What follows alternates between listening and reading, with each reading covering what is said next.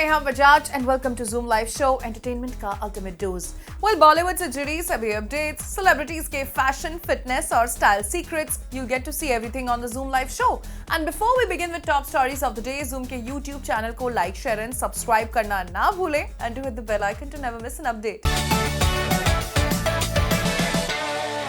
तो चलिए करते हैं शुरुआत टॉप स्टोरीज की, और टॉप स्टोरी में सबसे पहले बात करते हैं विकी कौशल की, जो फिलहाल अपनी फिल्म छावा के प्रमोशंस में है काफी बिजी और ऑडियंस को उनका ये अवतार काफी पसंद भी आ रहा है। फिल्म अगले हफ्ते रिलीज हो रही है, लेकिन हाँ, फिल्म में एक डांस सीक्वेंस था जिस पर उठी काफी कंट्रोवर्सी भी, और बाद में सीन को डिलीट कर दिया गया। और पूरा मामला क्या है ये आपको बताते हैं। The film which features Vicky portraying Sambhaji Maharaj faced backlash regarding visuals of him performing a traditional Maharashtrian folk dance called Lezim after the trailer was released. And now Vicky Kaushal has addressed the controversy. Well, the actor stated that the deleted dance sequence was not important to the story of the movie. He emphasized that it was intended as an effort to showcase Indian culture on a global stage. He remarked the Lezim part was just for 20-30 seconds in the film. It was an effort of taking our culture to the globe. Vicky further elaborated on the film's production, indicating that the team consistently incorporated themes related to Chhatrapati Shivaji Maharaj during filming. He also mentioned not a single day went by when we didn't start work on the film without the Shiv Garjana, slogans about the courage of Chhatrapati Shivaji Maharaj. Vicky explained, Sambhaji Maharaj was a king of the people, and if someone asked him to play Lezim with them, the king would definitely oblige. However, he acknowledged the concerns of the audience. If his followers feel it was a bit off, it's not important to the story of the movie, so we have removed it. Film के इसी dance sequence को लेकर ही उठी थी काफी controversy, जहां पर इस फिल्म के इस डांस सीक्वेंस को डिलीट करने की मांग की गई थी, और इसी को ध्यान में रखते हुए डायरेक्टर लक्ष्मण उतेकर ने ये सीन फिल्म से डिलीट भी कर दिया है। लग तो ऐसा ही रहा है कि विकी कौशल और फिल्म के डायरेक्टर बिल्कुल भी छावा फिल्म के साथ रिस्क नहीं लेना चाहते हैं, और तभी उन्हें लग रहा है कि अगर 20-30 सेकंड का डांस सीक्वेंस डिलीट भी करना पड़ गया तो क्या हो गया। आज के दौर में जहां पर हर फिल्म कहीं ना कहीं एक कंट्रोवर्सी का शिकार हो जाती है, या फिर फिल्म की रिलीज डेट भी सरक जाती है, लगता है विकी कौशल ये चाहते हैं कि उनकी फिल्म पर ऐसा कोई भी प्रभाव ना पड़े और छावा समय पर रिलीज हो। आपको बता दें, छावा में विकी कौशल, रश्मिका मंदाना और अक्षय खन्ना नजर आने वाले हैं, और ऑडियंस इस फिल्म को लेकर है काफी एक्साइटेड। तो चलिए टॉप स्टोरीज में बढ़ते हैं आगे और बात करते हैं विजय देवरकोंडा की। विजय देवरकोंडा को हाल ही में हैदराबाद एयरपोर्ट पर किया गया स्पॉट, और अगर सोर्सेस की माने तो विजय देवरकोंडा जा रहे हैं महाकुंभ प्रयागराज में for the holy dip in Triveni Sangam, और साथ में उनकी मम्मी माधवी भी मौजूद थी। आपको बता दें, प्रयागराज महाकुंभ मेला में कई सारे बॉलीवुड सेलिब्रिटीज भी पहुंचे हैं फॉर द होली डिप, जिसमें हेमा मालिनी शामिल है, ममता कुलकर्णी ने तो संन्यास तक ले लिया, और भी कई नामचीन हस्तियां पहुंची, और साथ साथ स्टैम्पीड की वजह से वीवीआईपी कल्चर को भी काफी ब्लेम किया जा रहा है। लेकिन इसके बावजूद विजय देवरकोंडा भी जा रहे हैं महाकुंभ, और इसके बारे में क्या अपडेट्स हैं आइए आपको बताते हैं। Well, the actor exuded charm in a simple white oversized shirt paired with baggy pants. He completed his look with a beige beanie, while his mother wore a pink oversized kurta with matching pants and a scarf. Before Vijay Devarkonda, KGF actress Srinidhi Shetty took a holy dip in the water with her family, and the Kannada star shared that she felt like being called for the same. The actress mentioned that she had no prior plans and was initially occupied with work. Vijay Deverakonda अपनी family के हैं काफी करीब, और specially उनकी mummy के, और ये बात उन्होंने अपने कई इंटरव्यूज में भी जाहिर की है, और शायद इसलिए वो अपनी मम्मी के साथ जा रहे हैं महाकुंभ। आपको बता दें कि हाल ही में विजय देवरकोंडा का एक और वीडियो हुआ था वायरल, जहां पर वो अपनी रूमर्ड गर्लफ्रेंड रश्मिका मंदाना के साथ भी जा रहे थे, और आने वाला हफ्ता तो रश्मिका मंदाना के लिए और भी ज्यादा खास होने वाला है, क्योंकि उनकी फिल्म छावा जो रिलीज होने वाली है ऑपोजिट विकी कौशल। तो चलिए टॉप स्टोरीज में बढ़ते हैं आगे और बात करते हैं प्रियंका चोपड़ा की, जो फिलहाल बिल्कुल वेडिंग मूड में है और शादी होने वाली है उनके भाई सिद्धार्थ चोपड़ा की नीलम उपाध्याय के साथ, और सारी वेडिंग फेस्टिविटीज भी हो चुकी हैं शुरू, और प्रियंका भी एक्टिवली पार्टिसिपेट कर रहे हैं भाई भाभी की सारी वेडिंग फेस्टिविटीज में। जहां मेहंदी और हल्दी में तो उनके हस्बैंड निक जोनस नहीं आए, लेकिन संगीत सेरेमनी में वो आए, और साथ साथ उनके मम्मी पापा यानी कि प्रियंका के इन लॉज भी आए, और प्रियंका ने खूब खूब डांस भी किया। और इसके बारे में क्या अपडेट है, आइए आपको बताते हैं। निक जोनस सिद्धार्थ और नीलम की हल्दी और मेहंदी पर तो नहीं पहुंचे, लेकिन वो उनकी संगीत सेरेमनी पर पहुंच ही गए। आपको बता दें कि प्रियंका चोपड़ा के भाई सिद्धार्थ चोपड़ा शादी करने वाले हैं नीलम उपाध्याय से, और कपल की वेडिंग फेस्टिविटीज भी हो चुकी है शुरू, जहां पर शुरुआत हुई मेहंदी सेरेमनी से, उसके बाद हल्दी सेरेमनी और फिर माता की चौकी। और इन इवेंट्स को अटेंड किया प्रियंका चोपड़ा के इन लॉज ने, डेनिस जोनस, केविन जोनस और साथ साथ निक जोनस भी आ गए हैं इंडिया। संगीत सेरेमनी पर प्रियंका और उनके हस्बैंड निक ने किया twin and the couple twinned in navy blue ethnic wears, और उनकी टू बी भाभी नीलम उपाध्याय भी लग रही थी काफी खूबसूरत। भाई की शादी के फंक्शंस में प्रियंका चोपड़ा भी बिल्कुल फेस्टिव मूड में नजर आई। आपको बता दें, संगीत सेरेमनी में प्रियंका ने खूब डांस भी किया and the drop dead gorgeous lady dance to her song darling and left everyone cheering. उसी के साथ साथ उन्होंने नीलम के कजिन्स के साथ भी परफॉर्म किया, बट प्रियंका ने ये जरूर मेक श्योर किया कि नीलम बीच में रहे और साथ साथ डांस भी कहे। और प्रियंका का ये क्यूट जेस्चर लोगों को काफी पसंद आ रहा है, जहां पर फैंस लिख रहे हैं, she is letting the bride to be in the spotlight, reminds of Ambani wedding which was so loud and all such bad dancers भी। इसी के साथ साथ प्रियंका ने नीलम की ड्रेस भी फिक्स की जब वो पैप्स के सामने पोज कर रही थी। इसी संगीत में निक ने भी किया परफॉर्म और जीता सबका दिल। ये तो थी वेडिंग फेस्टिविटीज की अपडेट, लेकिन अब फैंस बेसब्री से इंतजार कर रहे हैं सिद्धार्थ चोपड़ा की वेडिंग का, जिसमें प्रियंका क्या पहनेंगी और क्या डांस करेंगी, इसका भी फैंस को है बेसब्री से इंतजार।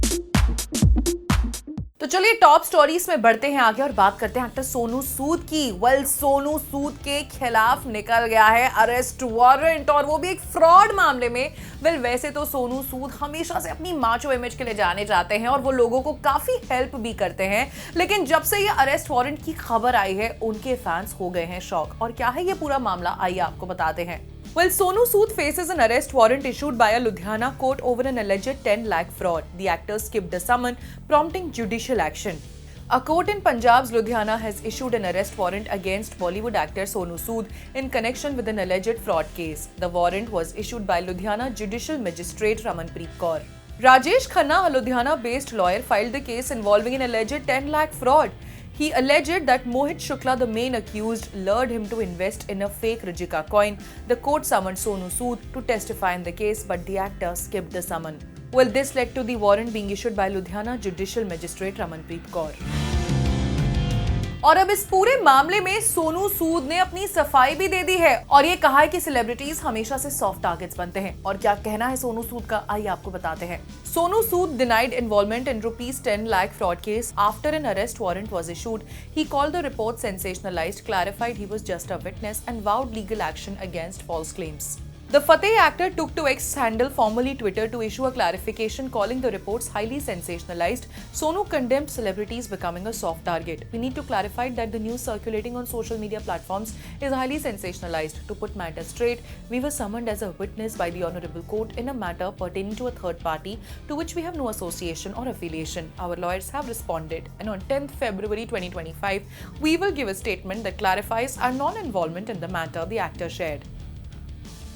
Vowing to taking strict action, Sonu added, "We are neither brand ambassadors nor are we associated in any way. This is just for unnecessary media attention to grab eyeballs. It is sad that celebs become soft targets. We will take strict action in this matter." Actor Sonu Sood ने तो अपनी सफाई दे दी है और अब आगे देखना ये दिलचस्प रहेगा कि इस मामले में और क्या नया मोड़ आता है। तो चलिए टॉप स्टोरीज में बढ़ते हैं आगे और बात करते हैं एल्विश यादव की, जो चाहते ना चाहते कंट्रोवर्सी का शिकार बन ही जाते हैं, कभी अपने स्टेटमेंट्स के चलते तो कभी कुछ और इस बार उन्हें मिल रहा है सिवियर बैकलैश। वो इसलिए क्योंकि उन्होंने बिग बॉस में आने वाली चुम दारंग के बारे में कहे हैं कुछ ऐसे शब्द जो लोगों को नहीं आ रहे हैं पसंद। और क्या है ये पूरा मामला, आइए आपको बताते हैं। Elvish was seen chatting with Rajat Dalal, whom he supported on the show. Elvish then said, Karanvir को पक्का कोविड था क्योंकि चुम किसको पसंद आती है भाई, इतना टेस्ट किसका खराब होता है, और चुम के तो नाम में ही अश्लीलता है। नाम चुम और काम गंगूबाई काठियावाड़ी में किया है। एल्विश के इन्हीं कमेंट्स की वजह से नेटिजन्स को आ गया है काफी गुस्सा, क्योंकि वो एल्विश को कह रहे हैं resist. In Big Boss 18, Chum became a fan favorite with her sweet personality and strong gameplay. She was known for managing major responsibilities in the house and standing firm during tasks. Salman Khan also commended her for addressing important issues during the Weekend Ka War episodes. Well, Elvish Yadav के comments netizens को काफी resist लग रहे हैं और उनको लग रहा है कि ये चुम का कैरेक्टर असैसिनेशन भी कर रहे हैं। हालांकि चुम दारंग की तरफ से अभी इस बात पर कोई प्रतिक्रिया नहीं आई है, लेकिन क्या आपको भी लगता है कि एल्विश के कमेंट्स हैं रेसिस्ट? तो कमेंट करके जरूर बताइएगा। टॉप स्टोरीज के बाद अब वक्त हो गया है हमारे अगले सेगमेंट का, जिसका नाम है पैब। और आइए देखते हैं कि जूम के फोटोग्राफर्स और वीडियोग्राफर्स के कैमरास में आज कौन से सेलिब्रिटीज हुए हैं कैप्चर और किसका लुक रहा है सुपर डुपर हिट।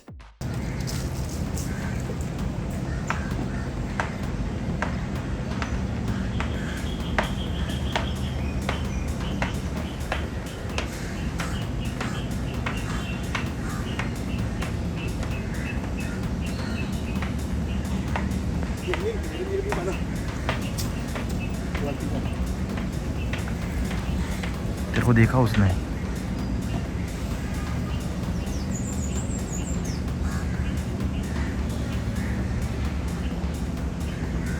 ऐना वेट ऐना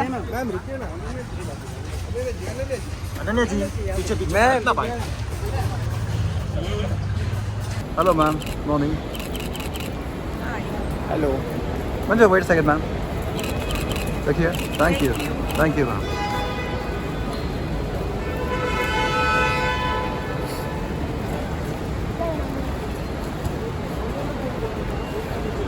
पैब्स के बाद अब वक्त हो गया हमारे अगले सेगमेंट का, जिसका नाम है जूम एक्सक्लूसिव।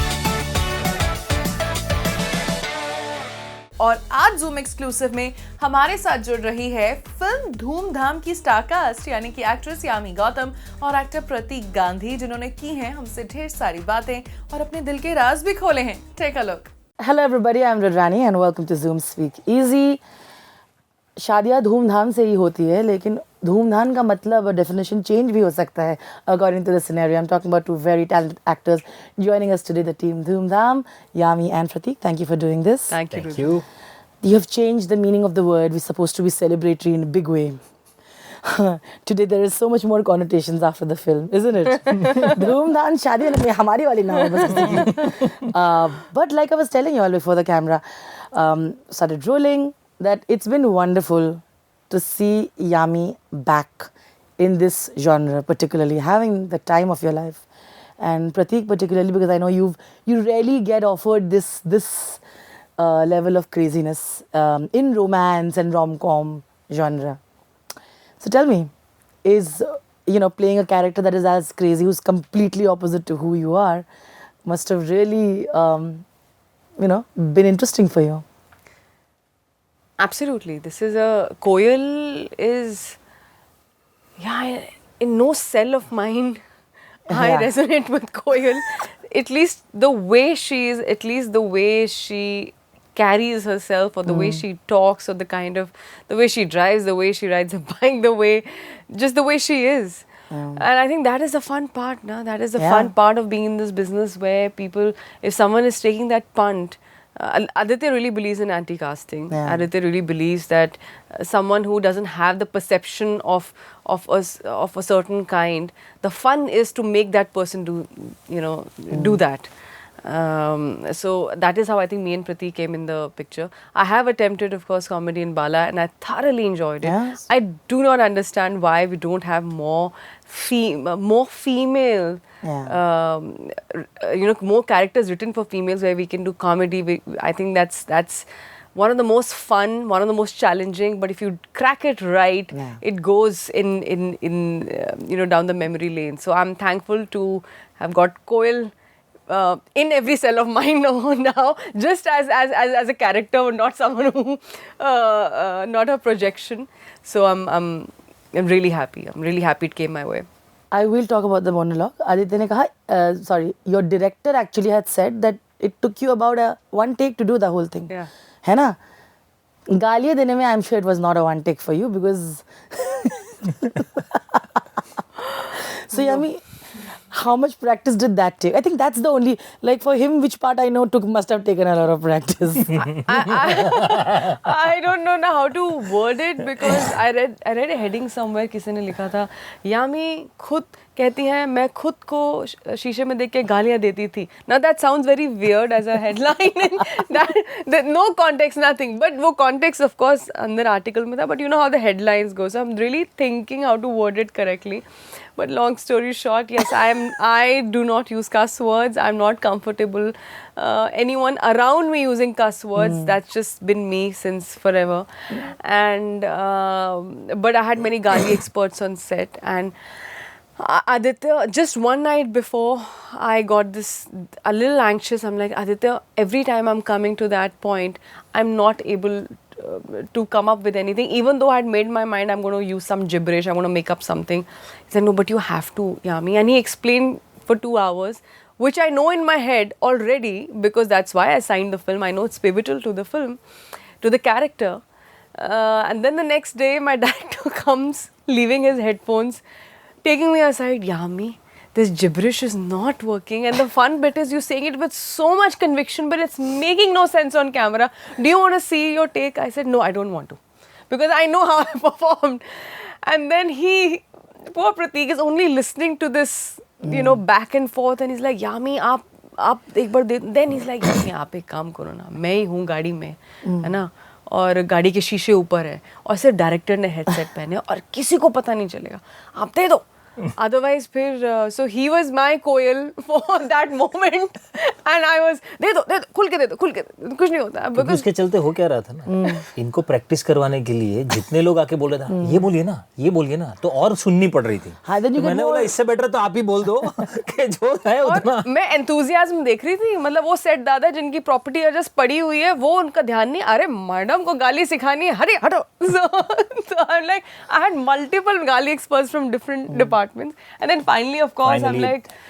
So मुझे लगता है कि पूरी फिल्म का प्रेप में जितना टाइम, जितनी एनर्जी गई होगी, उससे थोड़ी ज़्यादा गाली के एक सीन में गई होगी. Yeah. So I was not wrong. Yeah.